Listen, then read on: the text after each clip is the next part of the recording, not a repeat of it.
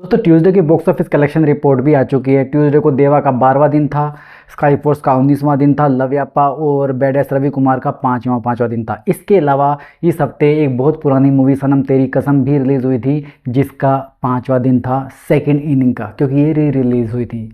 इन सभी के box office collection के बारे में सबसे स्ट्रेंज बात यह है कि 4 मूवी नई लगी है थिएटर में और एक मूवी ऐसी जिसको हर घर में हर परिवार ने देख लिया है, वो मूवी सबसे ज़्यादा पैसा कमा रही है। मैं फ्राइडे से मंगलवार तक की बात करता हूँ, 5 दिनों की।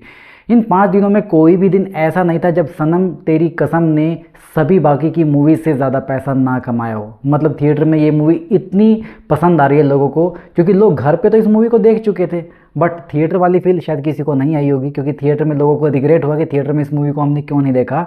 इसी वजह से 2016 में ये मूवी फ्लॉप हो गई। और ऐसा भी कभी होता नहीं है कि कोई फ्लॉप मूवी थिएटर में दोबारा लगे और वो हिट हो जाए। ये दुनिया के इतिहास में पहली बार है कि कोई मूवी फ्लॉप होने के बाद में दोबारा थिएटर में लगी और हिट हो गई।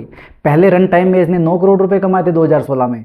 अभी इस बार इसने लगभग 28 करोड़ रुपए अब तक कमा लिए और प्रॉफिट में चली गई ये मूवी एकदम से। अब इस मूवी का सेकंड पार्ट भी आने वाला है। बिना समय गवाए बात करते हैं कल के बॉक्स ऑफिस कलेक्शन के बारे में। सबसे पहले सनम तेरी कसम की ही बात कर लेते हैं। कल इसने 2 करोड़ 75 लाख रुपए के करीब कमाई करी और थिएटर में कल जितनी भी मूवीज़ थी उनमें सबसे ज़्यादा कमाई सनम तेरी कसम की ही थी।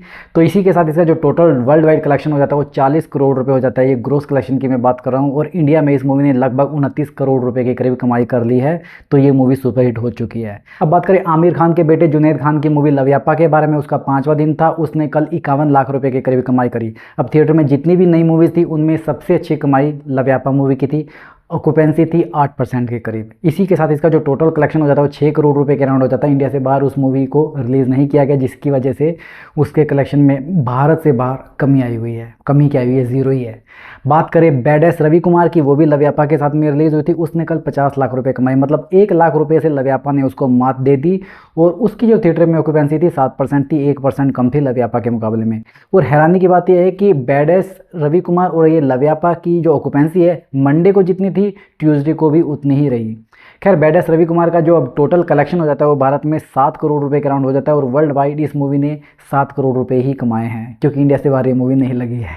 बात करें देवा मूवी की तो उसका कल 12वां दिन था। उसने कल सिर्फ 43 लाख रुपए यानी कि 43 लाख रुपए के अराउंड ही कमाई करी और कल थिएटर में सबसे बेकार कलेक्शन देवा मूवी का था। हालांकि अच्छी ऑक्यूपेंसी थी, उसकी ऑक्यूपेंसी सबसे अच्छी थी, कल 11% के करीब उसकी ऑक्यूपेंसी थी, बट कलेक्शन उसका बहुत कम था।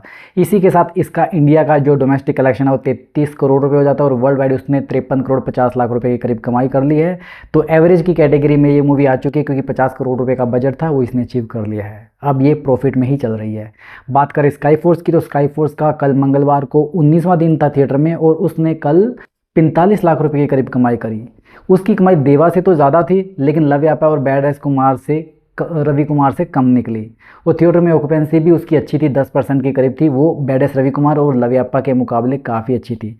इसी के साथ इसका भारत का जो डोमेस्टिक कलेक्शन है वो हो चुका है 110 करोड़ रुपए के अराउंड और वर्ल्ड वाइड इसने 144 करोड़ 50 लाख रुपए के अराउंड पैसा कमा लिया है। स्काई फोर्स का जो बजट है वो 160 करोड़ रुपए है। इस हिसाब से इसको अभी 15 से 20 करोड़ रुपए और चाहिए अपना बजट रिकवर करने के लिए, उसके बाद में एवरेज की कैटेगरी में आने के लिए। तो दोस्तों ये तो थी मंगलवार की बॉक्स ऑफिस कलेक्शन रिपोर्ट। उम्मीद करता हूँ आपको वीडियो पसंद आएगा। अगर आपको वीडियो अच्छा लगा तो भाई इस वीडियो को लाइक भी कर लो और अगर आपने चैनल को अभी तक सब्सक्राइब नहीं किया तो सब्सक्राइब कर लो, ताकि एंटरटेनमेंट का डोज आपको टाइमली मैनर में मिलता रहे। आपसे जल्दी फिर मुलाकात होगी, तब तक स्वस्थ रहें, मस्त रहें और व्यस्त रहें।